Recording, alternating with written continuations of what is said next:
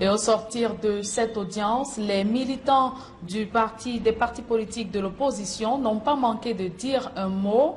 Ceux du MRC qui ne sont pas du tout surpris du verdict du Conseil constitutionnel sont déçus et ils évoquent un souci d'équilibre et d'impartialité. Je vous propose d'écouter la réaction de Wilfried Ekanga. Dans le commentaire qu'on en fait, c'est qu'on est déçu, mais on n'est pas surpris. La surprise aurait été que les choses se passent autrement. On est au Cameroun, on est dans un pays où le mot impartialité figure encore dans une langue étrangère. On ne l'a pas vraiment encore traduit en français. C'est pour ça que la matérialisation en est très compliquée. Le Conseil constitutionnel juge la requête injustifiée parce qu'il ne comprend pas que le MRC et la société civile camerounaise de toute façon jugent son mode de fonctionnement injuste.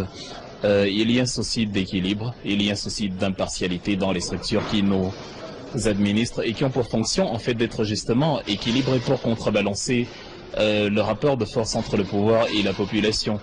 Déjà qu'ils ont été pris de court, ils ont été surpris par le pied de nez que le MRC leur a fait. On se disait encore que dans le siège des élections précédentes et même de 92, tout allait se passer comme une lettre à la poste, comme j'ai l'habitude de le formuler, et que voilà, il n'y aurait pas de recours, il y aurait juste des petites discussions, des petites contestations en surface, mais ils ne s'attendaient pas à une opposition aussi farouche que celle qu'on a eue avec le MRC. Et encore, ce n'est pas fini parce que ce n'est pas un mea culpa ou un drapeau blanc que nous levons, pas du tout.